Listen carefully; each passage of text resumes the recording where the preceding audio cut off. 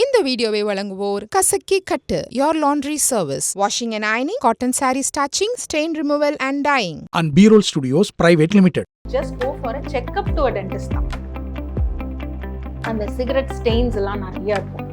அந்த மாதிரி இருக்கும்போது நாங்க ஸ்க்ரேப் பண்ற மாதிரி இருக்கும். இத்தனை பல்லு இருக்குல்ல, நமக்கு அது போதும். எக்ஸ்பென்சஸ்ன்னு இல்லை, டிபெண்ட்ஸ் ஆன் த கிளினிக். நாங்க டக்குன்னு பார்த்து எங்க வேலையை முடிக்கிறது. வணக்கம் டாக்டர். வைத்தியன் சேனல் சப்ஸ்கிரைபர்ஸ்க்காக என்னோட வணக்கங்கள். எங்கள் வைத்தியன் சேனல் நேயர்களுக்காக உங்களுடைய பிஸி ஷெடியூல்ல இருந்து டைம் கொடுத்ததுக்கு ரொம்ப நன்றி டாக்டர்.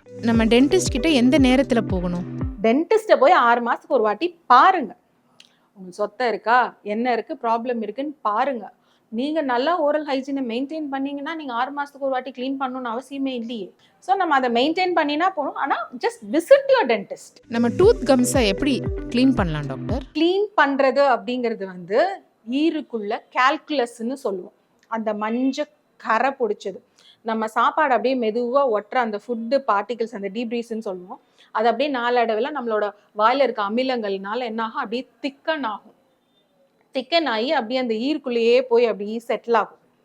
அது செட்டில் ஆகும்போது உங்களுக்கு நார்மல் ப்ரஷிங்ல போகாது. பார்த்தீங்கனாலே ஒரு மஞ்சள் இல்லை ஒரு பச்சை நல்லா இன்னும் நாளடைவில் அது ஒரு மாதிரி நல்லா இருக்க பிடிச்சிக்கும்.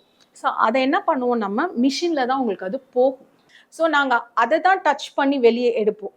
நீங்கள் அந்த எனாமல் மேலே பாக்கு ஆல் நிக்கோட்டின் ஸ்டெயின்ஸ், அந்த சிகரெட் ஸ்டெயின்ஸ் எல்லாம் நிறையா இருக்கும். அந்த மாதிரி இருக்கும்போது நாங்கள் ஸ்க்ரேப் பண்ணுற மாதிரி இருக்கும். ஸோ அதுதான் வந்து ஸோ நோ ஸ்மோக்கிங். எதுக்கு அந்த கரையை கொடுக்கணும் நம்ம? ஸோ தேவையில்லையே. ஸோ நீங்கள் அந்த அந்த எனாமல் போகுன்ற பார்ட்டிக்கே நீங்கள் எங்களுக்கு வர தேவையில்லையே. Better avoid. பல்லு எடுக்கிறதுனால நம்மளோட ஹெல்த் கண்டிஷன் பாதிக்கப்படுமா டாக்டர்? இத்தனை பல்லு இருக்குல்ல, நமக்கு அது போதும், so we can manage it அப்படின்னு நம்ம நினைப்போம். பட் ஆக்சுவலி அப்படி கிடையாது. நீங்கள் ஒரு பல்லு லூஸ் பண்ணும்போது, எக்ஸாம்பிளுக்கு சொல்கிறேன், இப்போ ஒரு பல்லு கீழே விட்டுட்டீங்க, அப்போ என்ன ஆகும், மற்ற பல்லெல்லாம் ப்ரெஷர் கொடுக்கும்போது இதுக்கு ஒரு ஜோடி ஒன்று இருக்கும். ஸோ அந்த ப்ரெஷரில் அது நேச்சுரலி கீழே இறங்க ஆரம்பிச்சிடும். So you're losing under 2 thoughts. இன்னொன்னையும் நீங்கள் லூஸ் பண்ணிடுறீங்க. அது போக நீங்கள் வந்து என்ன ஆகும், இப்போ இந்த இடத்துல இப்போ 2 கடவாப்பல் போச்சு. ஸோ சவைக்கிற ப்ரெஷர் மோர் எங்கே போடுவீங்க? இந்த சைட் தான் போடுவீங்க. அப்போ போடும்போது என்ன ஆகும், இங்கே ஜாயிண்ட் வயசு ஆகும்போது, நாட் இமீடியட்லி உங்களுக்கு ஆகும்போது அங்கே ஒரு தேய்மானம் இருக்கும். அதனால தான் என்ன சொல்கிறோம், பல்லை எடுத்தாலும் பல்லை கட்டிக்கோங்க. ஸோ அந்த ஈக்குவல் ப்ரெஷர் கொடுக்கும்போது உங்களுக்கு அந்த ஜாயிண்ட் பெயின்ஸ் வராது. அந்த அதாவது பார்ட் கரெக்டாக இருக்க மாதிரி இருக்கும். ஸோ அது மிஸ் பண்ணக்கூடாதுன்னு நம்ம. கம்ஸ் வீக்கம் வரதுக்கான காரணம் என்ன டாக்டர்? கம் வீக்கம் வர்றதுக்கு நிறைய ரீசன்ஸ் இருக்கு. நான் சொன்னால பச்சை காரையாக சேர்ந்து போகுது பார்த்தீங்களா, அதனால உங்களுக்கு கம்ஸில் வந்து ஒரு ஸ்வெல்லிங் அப்படி வீங்கி வீங்கி வீங்கி போயிருக்கும். நிறைய அந்த 6 மாதத்துக்கு ஒரு வாட்டி வராமல் அந்த செக் பண்ணாமல் போகும்போது தான் அந்த நீங்கள் கேட்குறீங்கல்ல க்ளீன் எல்லா வாட்டியும் பண்ணணுமான்னு. நான் அந்த க்ளீனிங்கில் தான் டிஃப்ரெண்ட். நம்ம எங்கே க்ளீன் பண்ணுறோங்கிறது தான் மேட்டர். ஸோ அந்த ஹார்ட் பார்ட்டு வந்து என்ன செய்யும், பல்ல ஒட்டி கம் இருக்கணும். அது என்ன செய்யும், பல்ல இங்கே வச்சுட்டு அந்த அந்த அழுக்கு போய் போய் சேர சேர இப்படி வெளியே வர ஆரம்பிக்கும். கம் வரும்போது அந்த இடம் எல்லாமே அந்த இன்ஃபெக்ஷன் ஆகுது இல்லை. ஸோ உங்களுக்கு அந்த பாடி என்னதான் ஒரு ப்ரொடெக்டிவ் மெக்கானிசம் கொடுத்தாலும் அதுக்கான அந்த இன்ஃப்ளமேஷனை சுற்றி அது கொடுக்க ஆரம்பிச்சிடும். வீக்காகவும் ரத்தம் வரும். அது ஒன்று. இன்னொன்று, பல்லு சொத்தன் ரொம்ப நாள் வச்சுருப்பாங்க, அதை ட்ரீட் பண்ணாமலே இந்த சைடு நான் சவைக்காமல் இருக்கேன் அப்படி இருக்கேனே அப்படியே ஓட்டுவாங்க. அப்போ டக்குன்னு அந்த வேருக்கு கீழே வந்து நல்லா சீல் பிடிச்சிக்கும். சீல் பிடிச்சா நல்லா கண்ணும் கிண்ணும் எல்லாம் வீங்கிடுவாங்க. அந்த மாதிரி இது வரும். நம்ம பற்களை ரீஅரேஞ்ச் பண்ணுறதுனால ஃபேஸில் ஏதாவது அஃபெக்ட் ஆகுமா டாக்டர்? அவங்களுக்கு வந்து மெயின்டெனன்ஸ் இன்னும் கஷ்டம். ஸோ பெட்டர் அதை கரெக்டாக அலைன் பண்ணணும். அப்போ நீங்கள் அலைன் பண்ணும்போது ரொம்ப ஒன்றுக்கு மேலே ஒன்றெல்லாம் நிறைய இருக்கும். அலைன் பண்ணும்போது அப்படி ஒழுங்கா ஒன்றா பண்ண மாட்டாங்க. ஸோ அப்போ அங்கெல்லாம் போய் சொத்தை உட்காந்துக்கும் இடுக்குலலாம். என்னதான் நீங்கள் ப்ரஷ்ல என்னதான் பண்ணாலும் ஈஸியாக போய் அவங்களுக்கு டெபாசிட் ஆகும்.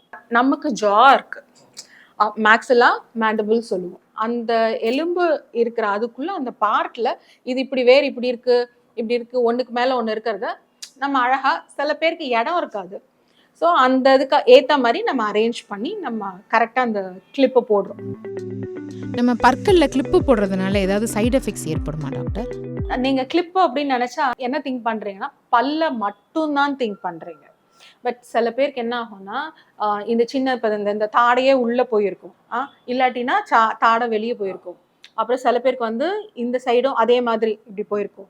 அந்த ஃபேஷியல்லே வந்து கொஞ்சம் அந்த ப்ரொஃபைலே கொஞ்சம் வேறு மாதிரி அந்த அப்போ நம்ம என்ன செய்யணும், யூஸ்வலி நாங்கள் என்ன சொல்லுவோம்னா, இப்போ ஒரு வயசுக்கு வர்றதுக்கு முன்னாடி அந்த பொம்பளை பசங்க, அதே மாதிரி பசங்களும் அந்த அந்த ஏஜ் சின்ன, எல்லாரும் என்ன திங்க் பண்ணாங்க, 12 வயசுக்கு மேலே நம்ம கிளிப்பு போட்டுக்கலாம் அப்படின்னு தான் நினைப்பாங்க. அப்படி இல்லை, அந்த ஏஜில் எக்ஸ்ட்ரா ஓரல் அப்ளையன்ஸ்ன்னு இருக்குது.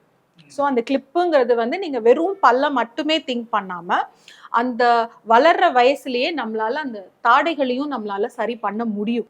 ஏன்னா அந்த இதில் ஏற்ற மாதிரி நிறைய அப்ளையன்ஸ் இருக்குது. இதை கொண்டு வந்து இப்படி வெளியே இது பண்ணுறது ரொம்ப, அதான் ஆர்த்தோக்னாட்டிக் சர்ஜரின்னு சொல்லுவாங்க. அது அளவு போகாத அளவுக்கு ஓரளவு அழகாக கொண்டு வந்துடலாம்.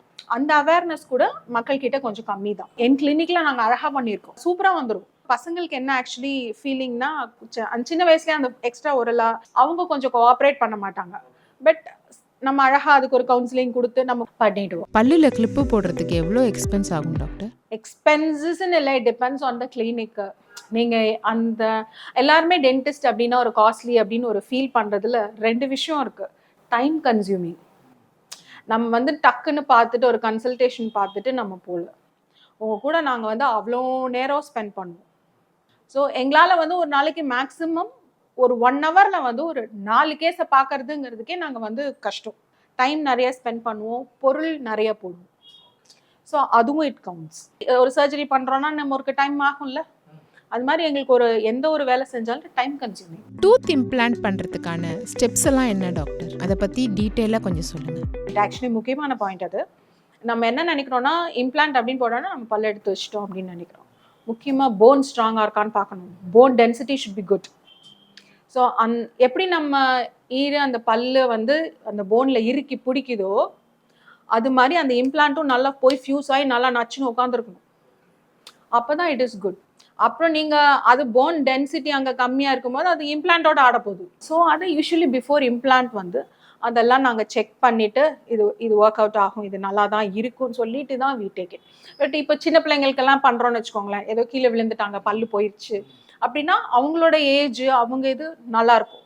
பட் ஃபீமேல்ஸ்க்கு வந்து ஆஃப்டர் ஹார்மோனல் சேஞ்சஸ்னால இட் கோஸ் தட். அதனால் எப்போவுமே இம்ப்ளான்ட் அது வந்து நம்ம அந்த 50+ அப்புறம் டென்சிட்டிலாம் பார்த்துட்டு தான் அதை பண்ணுறது இட் இஸ் அட்வைசபிள். ஏன்னா சில பேருக்கெல்லாம் அழகாக போட்டிருக்கோம், நல்லா இருக்கும். ஏன்னா ஒரு லேடியே இருக்காங்க, ஆனால் அவங்க போன் வந்து நல்லா இருக்கணும். அதுக்கு நாங்கள் அந்த முன்னாடியே அந்த இன்வெஸ்டிகேஷன்லாம் பண்ணிட்டு தான் கை வைப்போம். உங்ககிட்ட வர பேஷண்ட்ஸ் அதிகமாக எந்த பிரச்சனைகளுக்காக வராங்க? எந்த இஷ்யூஸோட வராங்கன்னா நிறைய பேர் பல் சொத்தை, அதுதான் மெயினாக இருக்கும். பட் என்ன ட்ரபிள் இருந்தாலும் எங்கள் டியூட்டி சரி பண்ணுறது தானே. இந்த வீடியோ உங்களுக்கு பிடிச்சிருந்ததுன்னா லைக் பண்ணுங்கள், ஷேர் பண்ணுங்கள். மறந்துடாமல் நம்ம வைத்தியன் யூடியூப் சேனலை சப்ஸ்கிரைப் பண்ணிவிடுங்க. அப்படியே அந்த பெல் ஐக்கானையும் கிளிக் பண்ணி வச்சுக்கிட்டிங்கன்னா நாங்கள் அனுப்புகிற ஒரு வீடியோவும் உங்களை வந்து சேரும்.